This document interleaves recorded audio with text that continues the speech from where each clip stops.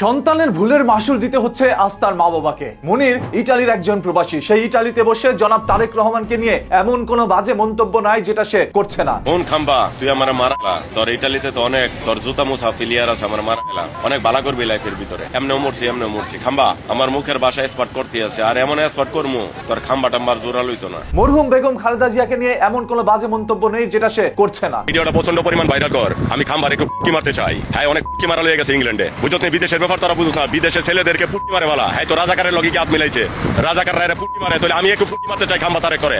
বাজে শব্দ চয়ন করে একের পর এক ভিডিও আপলোড করার পর বিএনপির কিছু সংখ্যক নেতাকর্মীরা মনিরকে না পেয়ে মনিরের বাসায় চলে যায় এবং তার মা বাবাকে গিয়ে বলে আসে, আপনার ছেলেকে আপনারা একটু বুঝায়েন যাতে করে এই ধরনের কথা না বলে। পরবর্তীতে মনির আবার লাইভে এসে কান্নাকাটিও করে। এ মা এই পৃথিবীতে কেউ আপন না রে মা, আমি তোমার পাগল সন্তান রে মা, আমার অনেক কষ্ট লাগতেছে মা, সবাই স্বার্থবাজ মা।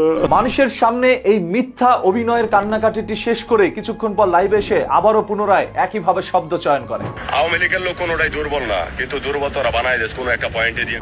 আমি মনে দুর্বল হইতে পারবো না, একটা কথা কইস, হারাদন মোল্লার দিয়ালা গাছের মাইতে তুলাইয়া তার বউ যেটা আছে বউ আর হারাদন মোল্লার আমার কাটা নিয়ে যাইতো। মনিরের সেই সকল বক্তব্যগুলো কখনোই কোনো সাধারণ মানুষ করতে পারে না, যেভাবে তিনি বাজে মন্তব্য করে আসছে। এখন প্রশ্ন হচ্ছে, আওয়ামী লীগের কিছু সংখ্যক নেতাকর্মীরা সেই মনিরকে আবার সমর্থন করছে এই সকল বাজে শব্দ চয়ন করতে। চিন্তা করে দেখেন তো, আপনাদের দলের আইডল, আপনারা যাকে সব থেকে বড় লিডার মানেন, শেখ মুজিবুর রহমান, সেই শেখ মুজিবুর রহমান কি কখনো আপনাদেরকে বলেছে কাউকে বাজে মন্তব্য করতে, কাউকে গালিগালাজ করতে? নিশ্চয়ই সে এটা বলেনি। সে নিজেও কখনো এই ধরনের বাজে শব্দ চয়নও করেনি। তাহলে কেন আপনারা করছেন? আপনার লিডার যেটা করেনি, আপনার লিডার যেটা করতে বলেনি, সেটা আপনারা যখন করছেন তার মানে আপনারা অপরাধ করছেন। বাংলাদেশের মাননীয় প্রধানমন্ত্রী জনাব তারেক রহমান দীর্ঘ 18টি বছর দেশ ছেড়ে প্রবাসের মাটিতে পাড়ি জমিয়েছিল। সেও একজন প্রবাসী ছিল, কিন্তু প্রবাসী থেকে কি কখনো কাউকে গালিগালাজ করতে দেখেছেন? নিশ্চয়ই আপনারা তেমন কোনো কিছু দেখেননি। কিন্তু এই যে মনির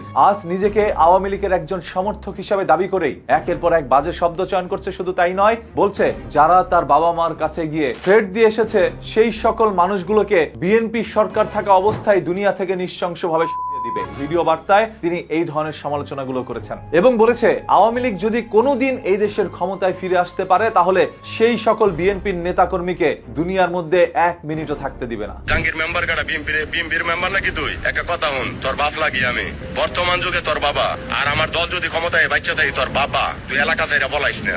জাঙ্গির মেম্বার নাকি তোর নাম? তোর পুরা খানদান পর্যন্ত আমার ঘর জাঙ্গির মেম্বার। একটা কথা কইলাম, মনির ভেবেছে সে এখন ইটালিতে রয়েছে, তাই ইটালি থেকে গিয়ে তাকে কেউ কিছু করতে পারবে না। তিনি তো আর বাংলাদেশে নাই, তাই বাংলাদেশ